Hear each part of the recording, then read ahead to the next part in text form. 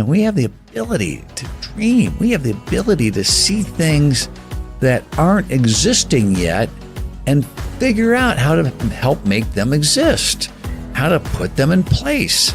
Again, in our material sense, in the world that where we live, there's so many things that we can do. And so my encouragement is to everybody to go big in. Go back to unlimited potential, believing in people and believing in yourself. And with that idea that, that world creates so much opportunity if we're just willing to do something about it. Hi there, I'm Kevin Gentry, and welcome to the Going Big podcast, where we'll explore some of the strategies that can help you transform your effectiveness by 10xing your fundraising. Each week, we'll sit down with some of the most influential business leaders, CEOs, and nonprofit visionaries to talk about leadership, the power of giving, and how you can make a real impact. If you want to make a transformational change to the cause you're working on, this is the place for that conversation. Also, take a look at our website, 10xstrategies.com. That's TENX strategies.com for lots of free marketing and fundraising resources, and be sure to sign up for the free weekly fundraising tips. Now, let's dive in. Well, what a pleasure to be with one of America's top business leaders, one of the most generous philanthropists, Doug, and his wife, Maria. The DeVos family have been very generous in so many ways. And Doug is something of a bit of a community organizer, too. And so we got a lot of stuff to talk about. And Doug, a lot of this is based on how you think about believing in people. And you've got your Believe podcast.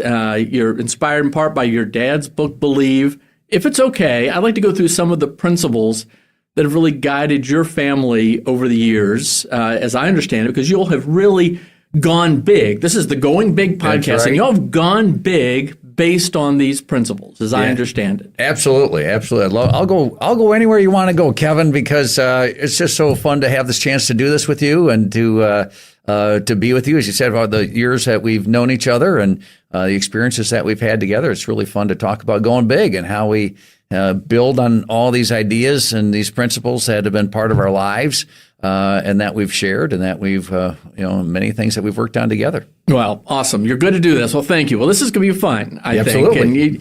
And you and your family epitomize, in my judgment, going big and have inspired me. So right out of the box, how do you think about people's potential? Any person's potential. I mean, that is sort of the core of believing in people, but how do you think about mine, yours, anyone's potential to do something with their life? Yeah, sure. Well, to unpack some of these things as we talk about these principles, I'm going to go back to probably mostly Amway stories, if you don't mind, and talk about the business that I grew up in and that I was part of for virtually all my career. And well, I guess I'm still part of it. I guess you never really leave, right? So it really kind of comes down to believing in people and believing in potential. One of the things that my dad and his business partner Jay Van Andel, as co-founders of Amway, that they talked about all the time, is that when you would give somebody an opportunity, they believed people would do something with it, and that just the expression of giving them an opportunity, they believed in the potential and the talents and the skills and the determination of the individual, and they never wavered on that. They were always believing that. They spent all their time, and we've spent all of our time in the Amway business finding people from all walks of life say, you can do it. We believe in you. And that the performance of people that you never would have expected, that you would have thought, you're in a meeting and you see somebody and go, well, this person over here, I bet they're going to be really successful. They have this, educational background. They have this sort of business background, and I bet they're going to be great. And maybe they were great in those areas, but they weren't very good at Amway. And then you'd find somebody else who maybe didn't, have the same sort of background or the same sort of experience, but boy, they had something inside of them. and they were ready to learn, and they were going to work hard, and they have turned into some of the greatest leaders we've ever seen in our business. And so you always have to look at the individual and say, somewhere in there is incredible potential. And I don't know what it's going to be to unlock it. Now, there's a lot of great people who joined Amway who weren't successful, who are still great people outside of our business, right? Absolutely, they've done great things. But you believe that in everybody. And I believe it so strongly because that's been my experience, where you see people from different walks of life and you see what they do and you see how they work and you see what they create and you see how they add value and you see all the different ways in which people can do that with different personality types, different skill sets, different objectives. And it solidifies this belief in the potential of all people to achieve great things and to really have impact for their own futures and their own life, and for the people around them as well. So that's where it kind of all comes back to. Well, terrific. Well, I want to understand also what you think can sometimes hold people back. But to your point, I remember either you've told the story or your dad told the story or maybe both told the story. Well, if he told it, I probably just repeated it. Well, the time I think he was going to maybe Malaysia and a meeting with the prime minister there. And, we can get caught up in thinking like, well, I'm just not smart enough, or I don't have the credentials, or I don't have what's necessary. We don't need natural resources in a country, so to speak. It's a lot of times it's just we have this possibility, this opportunity. Tell us the story. Sure.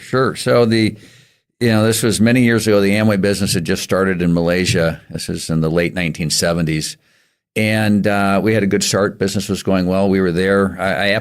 I wasn't in this meeting with the prime minister, but I happened to be there for these for the Amway meetings, and the conversation was just very cordial, talking about business, and the prime minister relayed to my father that it was a tough time economically for Malaysia, that the price of copper, tin, and oil, which were Malaysia's greatest natural resources, was depressed on the global market, and that was impacting their economy. And they talked about that a little bit, and then he turned the subject, said, but your business is growing. You're going to have thousands of people at this meeting tonight. The business has been growing wonderfully well. You're investing in our country. He goes, well, what's the secret? And that's when he said, well, Mr. Prime Minister, you may believe your greatest natural resources in Malaysia are copper, tin, and oil. But in Amway, we believe your greatest natural resources are the people of Malaysia. And in Amway, we invest in people. And that was just the fundamental elements, again, of investing in people and believing in people and finding people. And from that business, those early days, so many people and their families are still with Amway today. They've built big businesses. They've built, incomes for themselves and for others that have stood the test of time and are continuing to, many of them continue to be active, or their families or their descendants are being active. Wow. Well, you all have affected hundreds of millions of people around the globe. I know that. I want to dig into more about Amway, but more let's about on people as well. What do you think holds us back from doing more? I know you sometimes said, well, you can't win the race unless you get in the race. Yeah. But what holds us back? It can be a variety of things, and a lot of them are real. There are real barriers that we face in life. Somebody puts a barrier in front of us, whether it is an education barrier, or maybe it's more personal. It's a family barrier where you had an issue, with your parents, or something that's happened in your life, or you have a genuine health issue. There's a lot of genuine things that will hold someone back from achieving their potential. And the tough part is, it feels like sometimes when there are those real barriers, people get stuck, and they kind of, every time they look, they see that barrier. And what we've always tried to do is say, well, okay, there's a barrier. I get it. It's real. How do I get around it? How do I get over it? How do I get under it? How do I do something different? How do I partner with somebody to learn that skill or to overcome that barrier, whatever that may be? And so sometimes it's persistence, it's determination, it's this idea that barriers are real. They're everywhere. And there's a lot of things to hold people back. But it's the fact that you don't let the barrier hold you back the whole time or keep seeing it right in front of your face. Change your perspective, move around, do something different. And again, you'll find, Kevin, that, and I think you know already from knowing me, all I do is tell Dad's stories about him because they prove to be so good. Well, they are pretty good stories. Yeah, I learned a lot from him. He's done pretty well, but he was speaking at a college graduation, and it was a tough economic time, and a lot of the people were talking about how tough the economics were, and it'd be hard for your graduates to find a job, and be careful, and this and that, and then it was his turn to speak. He said, "Don't listen to him. Don't listen to any of those people." Yeah, it's a tough time, but it's the only time you have. So figure it out. You have this education. You have these opportunities. Figure it out. You're going to be an entrepreneur. Maybe don't get a job. Maybe start a business. Maybe do something else. But this is the only time you have. You have this amazing education. Go do something. You have this determination that you're achieving something. You've graduated. Move forward and try to encourage people in that sort of way. And I think what holds people back is they just get stuck. And that's the toughest thing. And I sympathize with people when they're in that place because I get it. There are barriers. We've all been stuck to a certain extent. But we don't have to stay there. That's the biggest thing is you don't have to stay there if you're stuck. Maybe you take a few steps back, you regroup, you look at things different, you put it together in a different way and find a different path and try something new, see if that works. And so we've just, while those barriers can be real, our experience has always been those barriers can be overcome and you can find ways to achieve success, to add value to your family, to your community, regardless of the barrier. All right. So if the first principle as part of believe is your unlimited potential. Yeah. I want to obviously keep going to number 2, start talking about accountability and freedom. But before that, because you touched on something, your dad and his longtime friend from childhood, Jay Van Andel, determined at an early age they wanted to go into business together. Yeah. But my understanding is the first business was not Amway. They did some crazy things that, I don't know, they failed or succeeded, but tell us a little bit about some of their first ventures, because it goes right along with unlimited potential, in my judgment. Absolutely. So they struck up this relationship in high school, buddies in high school, and always talked about getting in business together.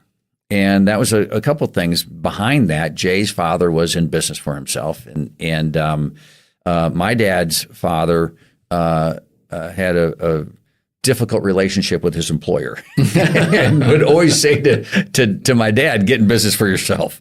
And so the two of them always talked about it.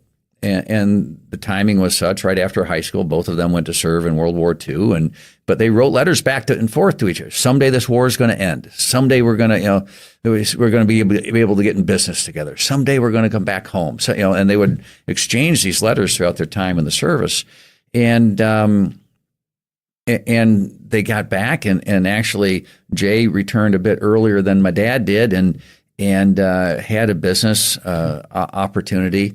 I can't remember what it was, but it needed some money, and Jay said, we're 50-50, we're partners, so I think we should do this, and I'll get it set up so when you get back, we'll be able to do this. And I often thought that Jay could have just done that on his own.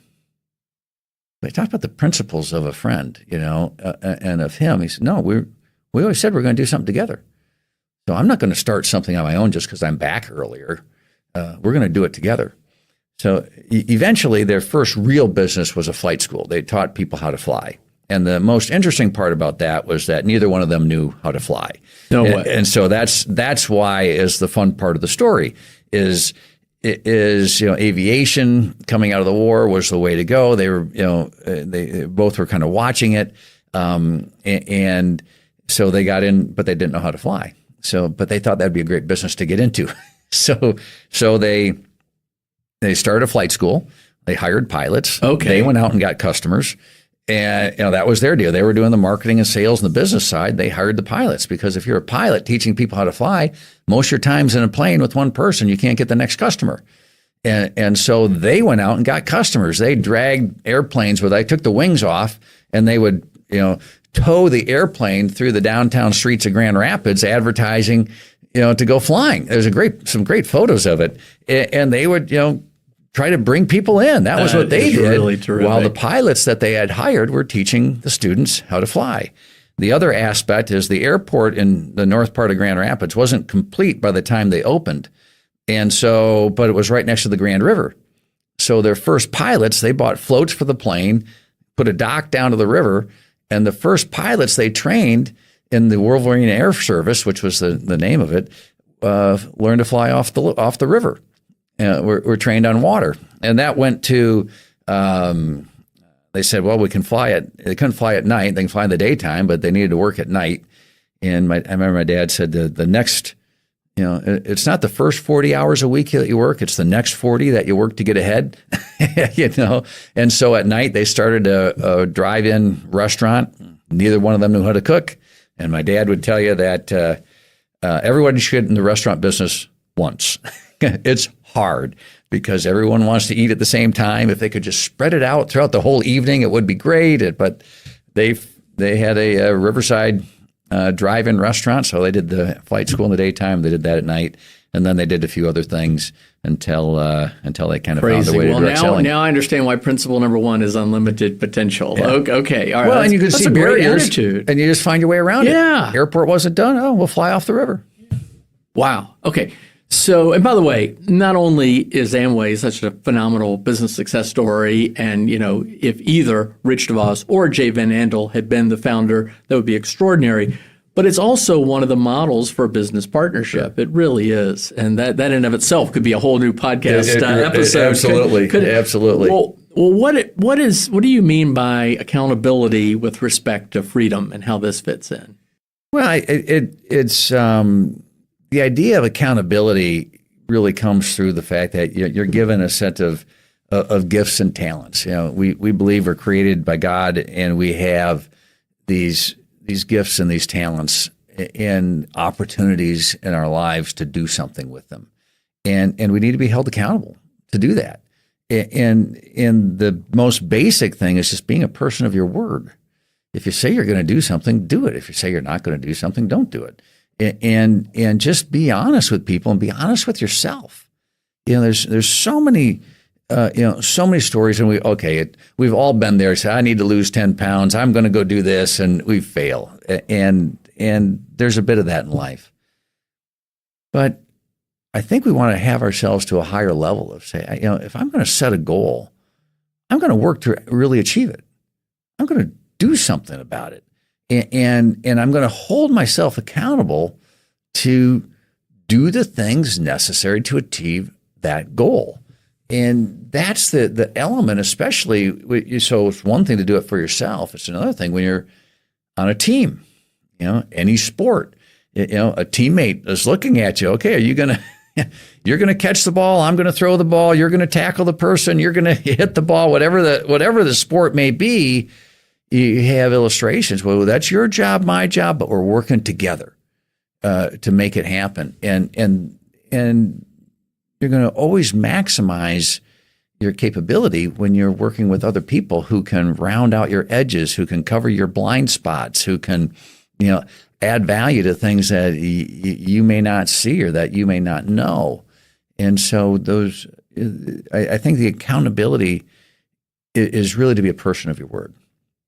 And to live your life accordingly. And I think if you take the whole concept of believe, it's, okay, that's what I believe. It's easy to talk about it.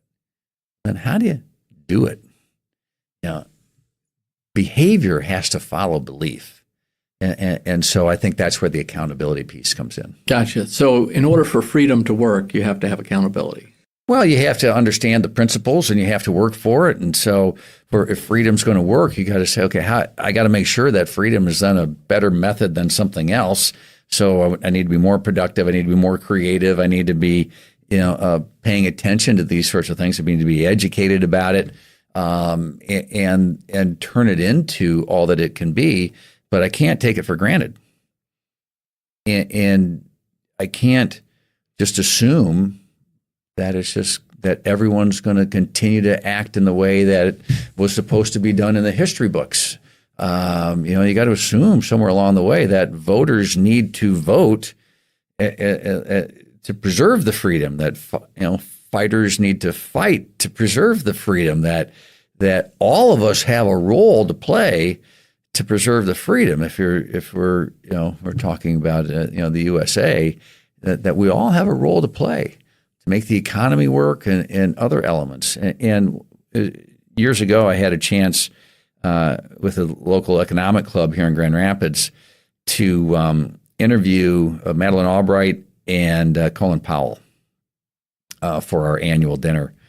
And, at that time, as in any time, there's always world issues going on. And they talked a lot about the idea of diplomacy through the economic strength of our country, not just the military strength of our country.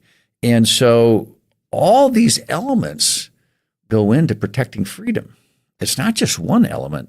It's the idea of being a citizen. And your responsibility as a citizen, as a neighbor, and as a productive member of society. That you're adding value to society. You're going to work every day. You're making something happen. You're starting a new business. You're whatever that talent that you may have. That you're contributing it.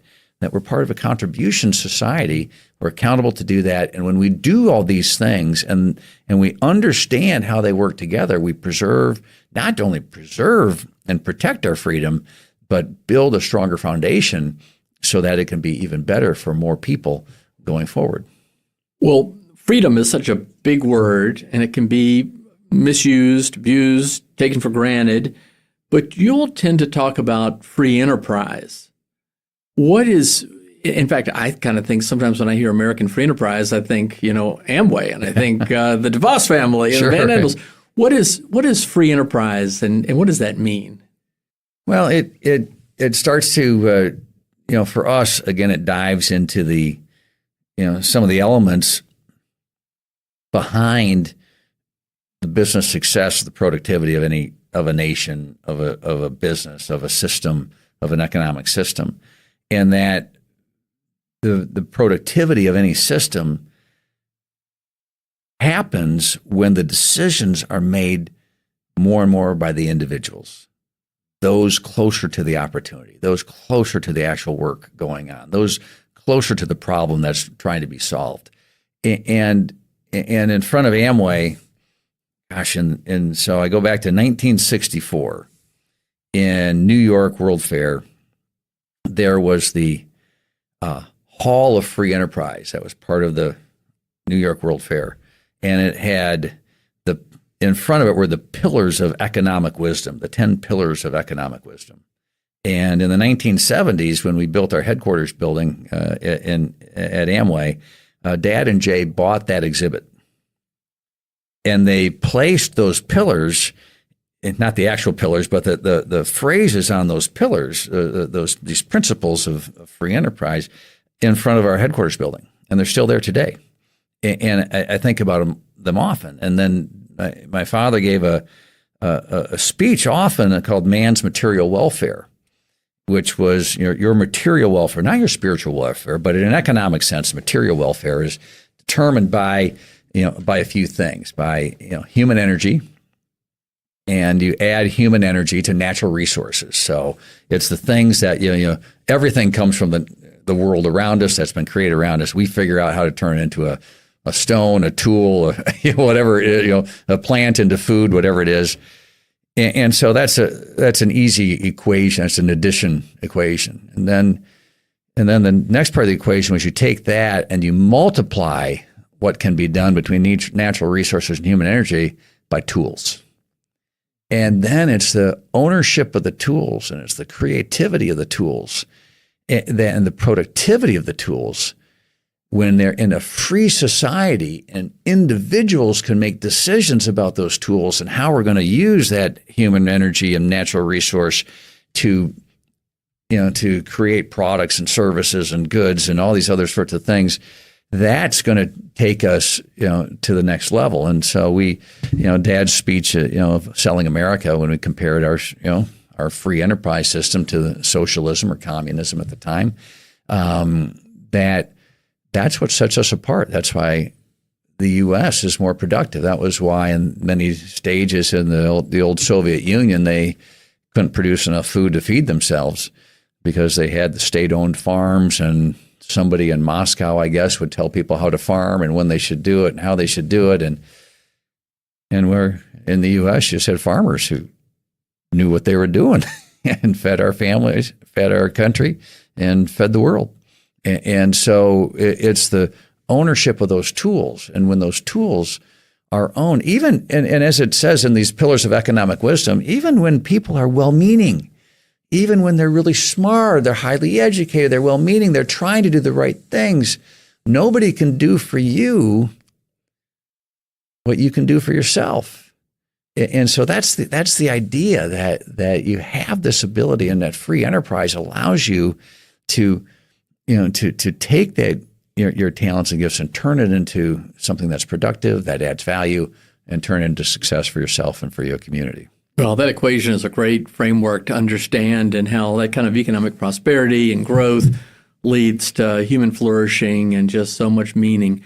Well, continuing along, the principle of positivity. You're a very positive person. You have an infectiously positive manner. Well, so are you, Kevin. I remember once I was really smiling at my house, and my wife said, "Why are you smiling?" I said, "Well, I just had a great call with Doug DeVos." And she goes, "Have you ever had anything other than a great call with Doug?" Well, that's a great point. And that's a big part of this. What does that mean, and how can our listeners apply what your approach to being positive can contribute to others? Well, I think one of the things that I learned growing up from from the Amway experience, from my dad and mom, was you can always do something to make things better, and God's never going to give you more than you can handle. And even in difficult times, we got to find a way to go forward. And I wasn't there at the time. My grandfather passed away before I was born. But I remember my dad saying at the funeral, yes, we're all sad, but life is for the living. We have to move on. And even in the most difficult circumstances, you still have to move forward. And then it's a choice. You can choose to look at things positively, or you can choose to look at things negatively. And my grandmother, after my grandfather passed, I remember her talking. I do remember this. She said, I wasn't the most positive person. But after her husband passed, my grandpa, she said, I thought I'd better be positive, or else the kids aren't going to come see me. And so she changed. And when I would go see my grandma DeVos, she was the most positive person. She was always welcoming. She was always this and that. She goes, I never used to be like that. But I needed to be that way because I wanted the kids and the grandkids to come see me and have a good experience. And so I think that positivity is a choice. I just like living there. I can be negative sometimes watching a game, like watching a sporting event when my team's losing. I can get pretty negative, right? But then you got to say, there's always next year. You got to go, there's going to be next year. There's going to be the next game. We're going to, someday we'll get this figured out. And you just have to live that way. But I think it's a choice. And I saw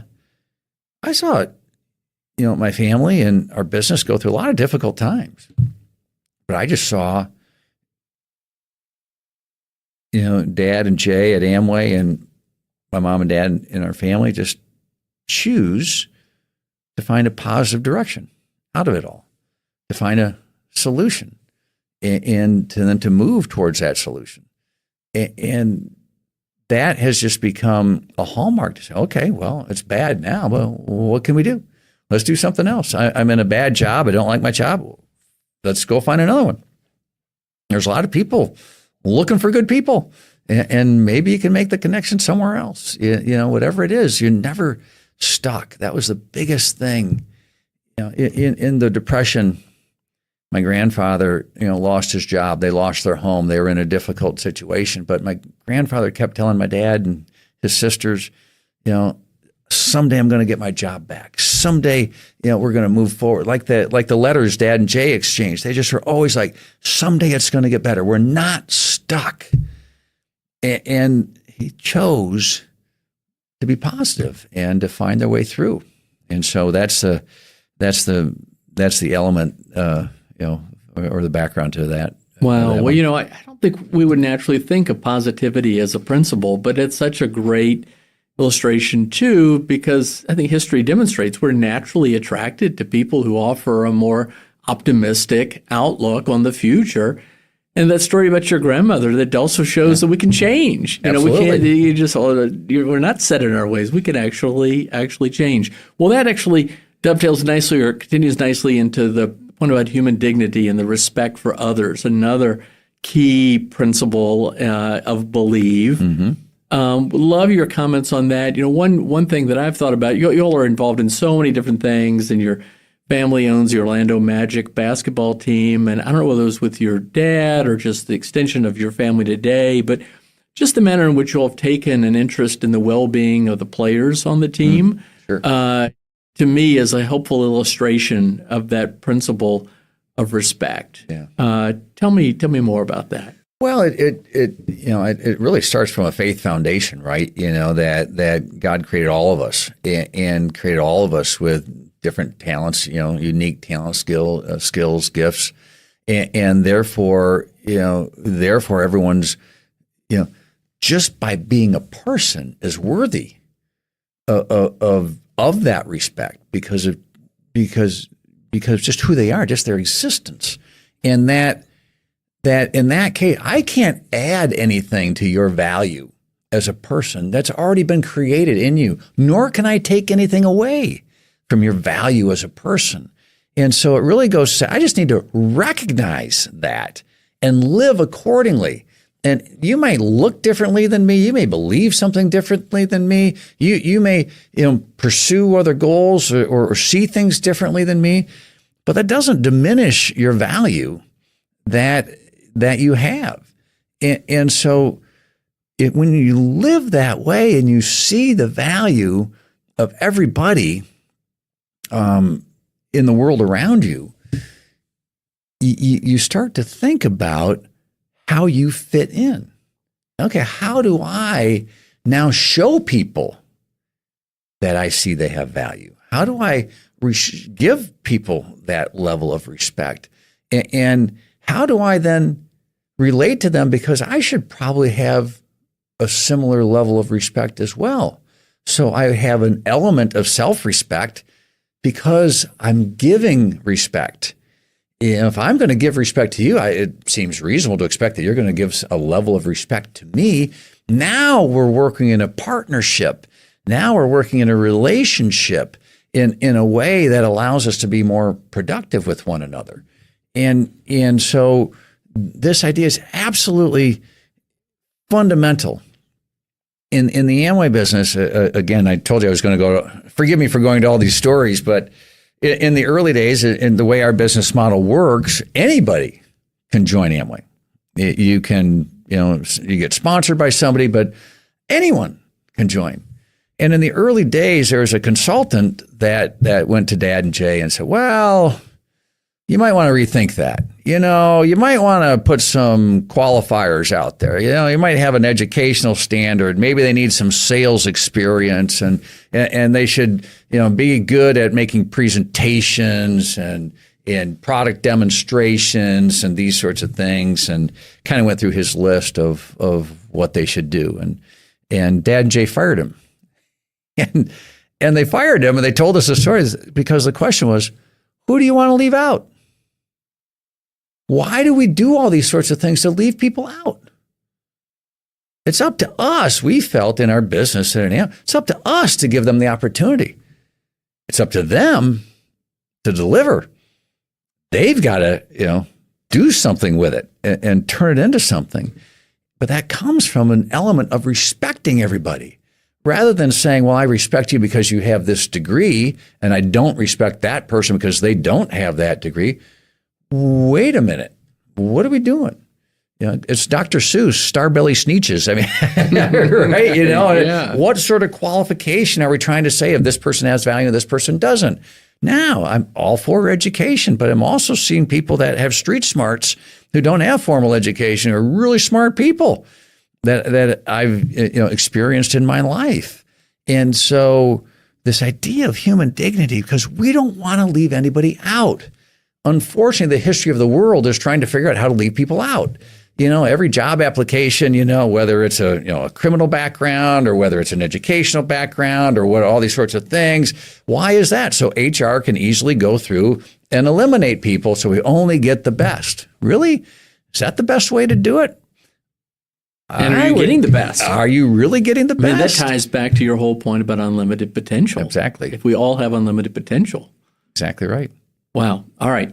So another principle is about America. Yeah. And you have continued your dad's service with the National Constitution Center. You're the chairman of the board, the amazing entity based in Philadelphia, Pennsylvania. And here we are about to celebrate America's 250th birthday. Yeah.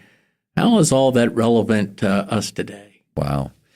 Well, you're getting me going on a lot of different tracks here, Kevin. That's because you're involved in so much stuff, Doug. And we're going big. Yeah, we're going big. This is how you go big. Yeah, you definitely bite off more than you can chew. Well, just a little bit on the National Constitution Center. Maybe I just tend to tell a story. One of the things, the reasons, again, like I said, I do basically just follow my parents, right, and do what they did because they did pretty well. In the late 90s, they wanted to do something significant, to demonstrate a little bit of their patriotism. They'd been very generous here locally in social causes and that, but they really wanted to do something at a bigger scale. And there were two options. One was the visitor center at the Capitol building that was being proposed at that time, and the other was the National Constitution Center in Pennsylvania, in Philadelphia. And they chose that one. And they got deeply involved with it as it was being developed and created. And when I went to it, the opening in 2003, I had a chance to sit next to a Supreme Court justice. And nothing quite lets you know how uneducated, uninformed, or any other thing you want than sitting next to a Supreme Court justice, where it was Antonin Scalia. Well, particularly Scalia. My goodness, yeah. He was such a powerful. So force. I'm sitting there going, okay, how am I going to talk to But it just, and he was amazing and he was lovely, but it just helped you think and solidify how special this country is and how much work it took not only to establish it and the establishment of the Constitution or the time of the Revolutionary War, the Declaration of Independence, and all those elements, but how much work it takes to hold it together, and how many things we've done wrong, and to recognize that, like any of us as an individual, like any organization, community, or company, make mistakes. And devastating. But we have built into our Constitution, or our country, the ability to change and improve and to get better. And the promise of America is that we can get better and that we can move forward and that we have within our grasp and our ability the opportunity to improve. And so when you look at our history, we're not doomed to repeat it. We're actually required or empowered to overcome some of the things that we've done wrong. And when we recognize that, and then when we spend our time making sure everyone feels part of our country, and all the other principles that we've been talking about, everyone has something to contribute. Everyone has something to add. There's value that can be given, and we can make our country better so we can be a better place of opportunity, prosperity for more and more people. And so the idea of America, the principles that are enshrined in the Declaration, and we Jeff Rosen, who's the CEO at the National Constitution Center, does a wonderful job of unpacking the phrase "the pursuit of happiness," and as he goes, there's a lot to that phrase, and there's a lot of history and why it was used. The core element was that it was not to feel good. Pursuing happiness wasn't to feel good. It was to pursue being good, to have virtues, and to live your life in the service of others. And so it was about overcoming passion and using reason to pursue a life of being good. And so, forgive me, but that's again a long story of coming back to why I believe in our country so much, and how operating or trying to think about things at that level can create a level of unity that you don't see in all of our politics today. We have a lot of discussions and debates at the National Constitution Center with scholars on both sides of the intellectual spectrum, conservative or liberal, and however you want to define that spectrum. And they really like debating, and they really like making their case, and they really like finding what's wrong with the other side. And then they have a cup of coffee and sit around and talk about it and other sorts of things.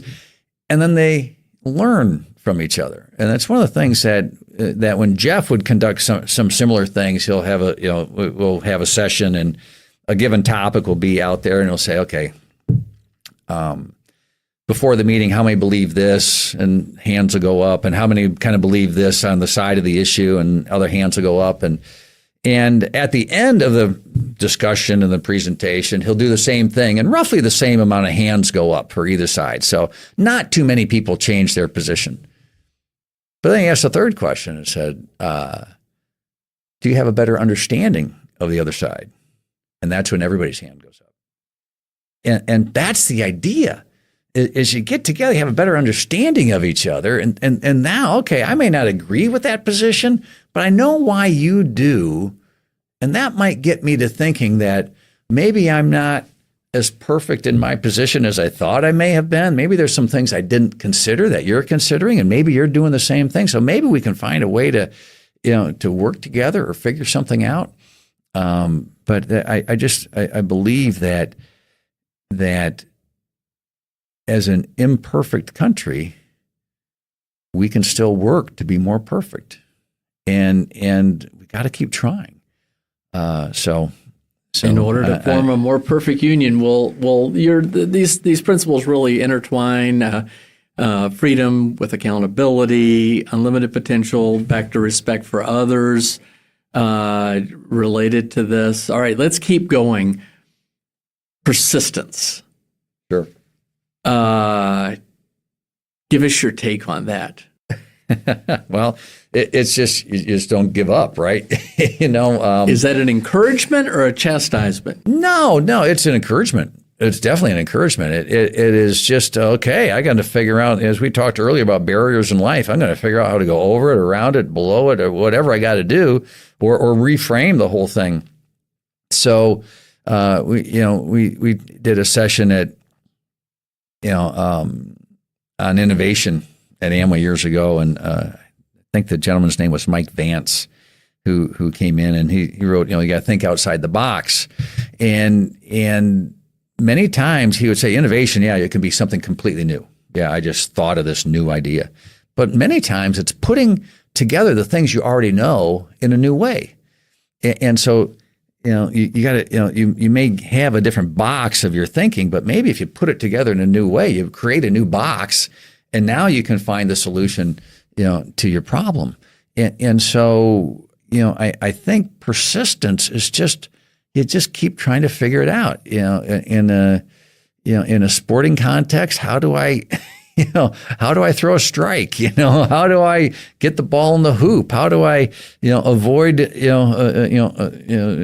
sack the quarterback or whatever the illustration is. I like to use sports illustrations a lot, but I think it's a very positive thing. It's just, I'm just going to keep trying to figure it out and trying to find a new and a better way, to get something done.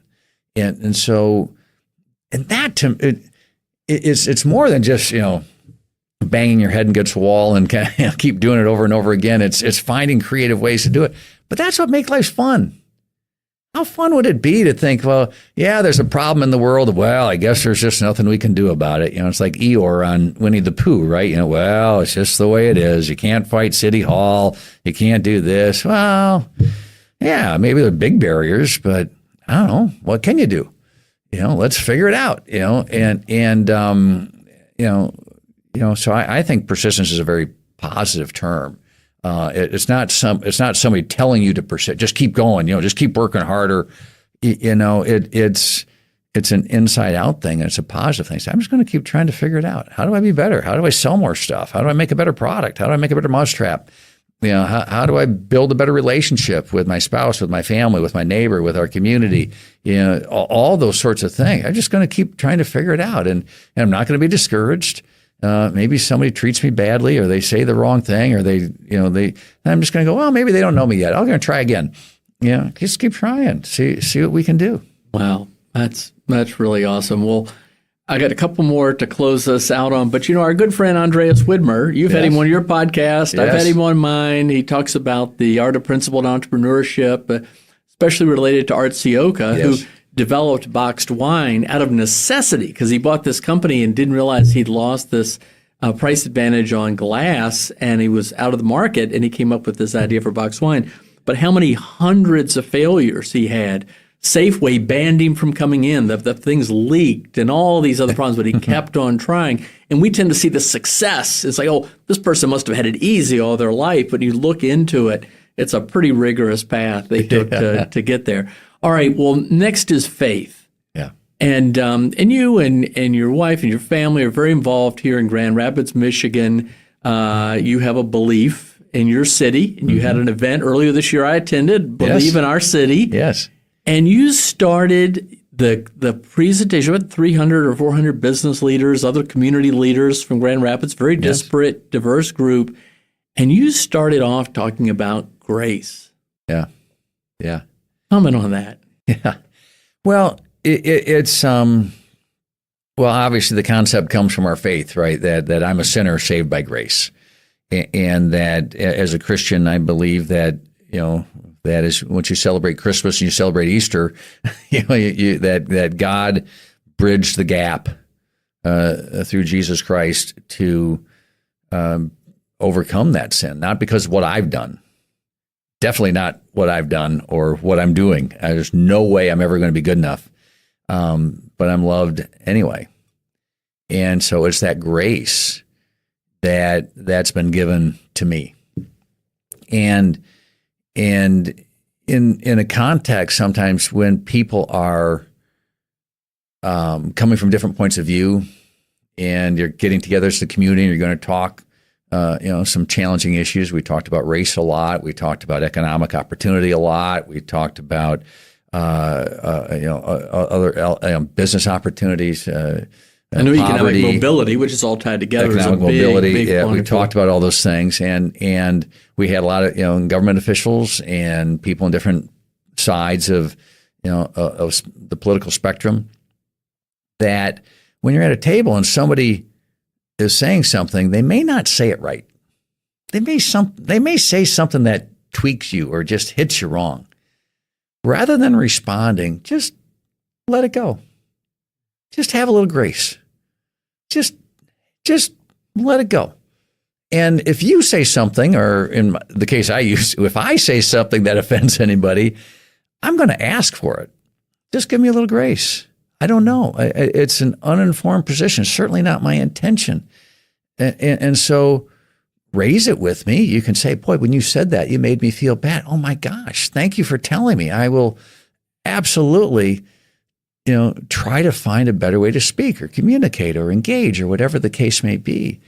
So the idea is that if God gives us grace at such a magnificent level to overcome this gap of sin between him and us and me, then maybe we can at least give a little grace between one another from time to time and not react so negatively when somebody says something that bothers me. Maybe they didn't intend it. Maybe they intended what they said, but they didn't mean to make me mad about it. I don't know. But if I give them a little grace, maybe I'll find out. And maybe I can build a relationship and maybe I'll learn something, because I could be wrong. That's something I think we all got to remember. I could be wrong. Again, Maria tells me that a lot. Doug, you might just be wrong about this. So I think it's an important element when you come together with a lot of people that, I may say something that bothers somebody. I hope they give me a little grace, and I hope they say, when you said that, I didn't appreciate it. Wow, I'm sorry. Then it gives me a chance to say, I'm sorry. What can I do? Can I overcome it? And so I think that's an important element just in relationships to and for me, from a faith perspective, it comes because if I believe that I've been given grace, I don't deserve it, that I should share it, and I should do the same for others, rather than just react or assume bad intent. Maybe there is, I don't know, but I think that element's important to kind of to have a part of our life. Amen. Well, yeah. All right. Well, last thing is family. Mm-hmm. It's not the last thing. It's one of the most important things. I remember at your dad, Rich DeVos's memorial service, there were 4 principles that he talked about: faith, family, freedom, and philanthropy. In fact, I think if you joke that from a marketing standpoint, if your dad could have spelled philanthropy with an F, he would have. Yeah, exactly. So that it would all come together. But tell us what define family and why that's a principle of some importance. Yeah, for us growing up in our family, and most of the stories I've talked about, most of the experiences I've had, I've been incredibly blessed to grow up with mom and dad who loved me, who supported me, who encouraged me, who gave me grace as well. I think there's a few years in my life when I wasn't very lovable, and they told me about it. I mean, they made sure I knew, but they loved me anyway. And because of that experience, you find that this group of people that I didn't choose are the most important to me. And that I look to the most for love or support or comfort, that I cherish and value the most and look to be with on a regular basis. My parents, my siblings, now Maria and our children and grandchildren. And so this idea is powerful.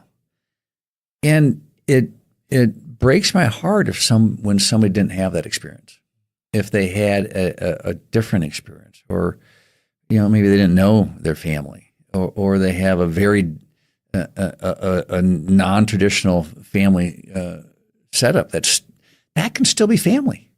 A second marriage, something else. You can still find people in your life that you're close to, that you can create this idea of family. Because I don't want to restrict the idea with just only one definition. How do you have people in your life that are important to you? But in my experience, in my case, it was this idea that I had a place in a group of people where I knew I was loved, even when I was unlovable, that taught me, that helped me, that supported me, and that gave me a place to always go back to if I felt lonely or out of touch. And the value of that and the idea is that, gosh, I want everybody to have that experience. And you may have a parent, there's people who've come from an abusive background, and it's tragic. And so you're not going to have it from your mom or your dad or siblings or adults in your life when you were young. But how do we find that? How do we surround people and support them with this idea then? And those struggles are not just now. There's been a lot of there's been a lot of bad parents in this world over the course of time, and so it became something. Back to your point, it became something that was a focal point for us and for me. That and we work at it a lot. It's not just everything's kumbaya. We work through struggles and challenges and figure it out, but find a way to keep coming together and support one another. And I like taking the concept, as I was saying earlier, I like taking the concept and broadening it to make sure people feel included. This idea of a sense of belonging. We can say in a community there's a sense of belonging. And everyone belongs in our community, whether it's Grand Rapids or it's a neighborhood in Grand Rapids, and that's great. But that's not quite personal enough. And at some point, family, who's that adult down the street? Who's that somebody who's going to invest in you when you're young, or walk with you when you're in your formative years, or still be there with you in your older years, whatever it is? Who are those people in your life? And so that's the idea I think that we're trying to get to with family. Oh, by the way, your dad had that book, one of his many books, about 10 powerful words and phrases, something or another, and some of them were, I love you and I'm sorry. He told me the story that when you were a rather rambunctious teenager, that you'd broken curfew one night. There was a curfew set, and he was waiting up for you, and he was getting kind of sort of angrier and angrier by the minute or hour as you came in late, and you came in. And he was so upset, and then you came and you looked at him and you used those powerful words and phrases. You said, I'm sorry and I love you. And he said he just melted. Is that a true story? Yes, it is. And it wasn't just one night I may have been late for curfew. It might have been a lot of them. But yeah, the phrase, I'm sorry, I'm wrong. I love you, and then if you kind of turn some of the other phrases around and say, I'm proud of you, I respect you, thank you, just simple phrases that you can learn, use in life. And I read his book, so I got to use it on him, and I can, from personal experience, I can tell you it works because it wasn't just words. I knew I was wrong. So I can sit there and argue all day. I knew what I was told, and I knew what I did. And I was wrong. And I didn't want him to be mad at me, and I didn't feel good about it. And, one of the things you do when you're a teenager is you make stupid choices or bad decisions or whatever the case may be that seemed to be at the time. But, I don't want my dad waiting up for me, being angry. I didn't appreciate doing it for my kids either, but they read the book as well. They used it on me the same way. It's a great book, and but it's really those phrases of how to establish a relationship, and even when things go wrong. All right, I've got 2 wrap-up questions. Sure. This has been terrific. Thank you for giving us all your time today, Doug DeVos. Doug, what advice would you give to your younger self, if you could? Looking back maybe on those days as a teenager in your 20s or whatever, you've had a remarkable life, and you got many, many years ahead. Looking forward to all these things that you're going to do to continue to go big. What advice would you give to your younger self? I think a couple things come to mind. Probably one, be more curious, ask more questions, and kind of associated with it, learn faster. Like I said, I wasn't late only one night. I don't need to make a mistake 20 times. I wish I would have made a mistake a couple times and then learned from it. Or I wish I would have asked more questions sooner when I thought I was right. I was so sure I was right and I was going to fight for it. And I forgot to ask a question because knowing a little more information would have been helpful in whatever the situation may have been. So I those are the two things that really come to me. How do I learn faster? How do I stay curious? Keep asking questions and recognize that while I have a belief system and this is what I believe, I may not always be right on everything that's happening in my life. And because I've also learned I'm surrounded by a lot of really smart people who are observant and who care and so those are a couple of things that come to mind that I look back on. I say, wow, I wish I do better at that. And I'm trying and kind of follow on. I'm trying to do that now. I'm trying to do a better job of phrasing things in meetings and interactions with people. Trying to do a better job to ask questions. I'm trying to do a better job of finding out about where they're coming from, what's going on in their life, what they're dealing with, what they're seeing about a given issue, whatever it may be. And so I'm trying to figure out how to apply those things because I'm not dead yet. Thank goodness. All right. Well, this is the Going Big podcast. I'm really intended to inspire people to dream big, cast big, bold visions, big, hairy, audacious goals, sure. Moonshots. Again, your family is a great description of that. But what advice would you give us in closing out, those that are listening, as to how to think about going big in the rest of our lives? Sure. Keep dreaming. Keep dreaming. Don't ever think you're stuck. Don't ever think you're stuck. Whatever the case may be, whatever the situation may be, keep dreaming. Keep challenging yourself. Keep asking those questions. Keep driving yourself, to achieve the next level. It's just these phrases. Oh, you're never going to do that. So, well, you can't say it's never going to be done. Somebody just hasn't figured it out yet. That's what the beauty of time. And so to go big, I always encourage people, keep dreaming. What do you want to go big at? What is it? What's it look like? Don't stop. This idea that we have the ability to try. We have the ability to dream. We have the ability to see things that aren't existing yet and figure out how to help make them exist, how to put them in place. Again, in our material sense, in the world where we live, there's so many things that we can do.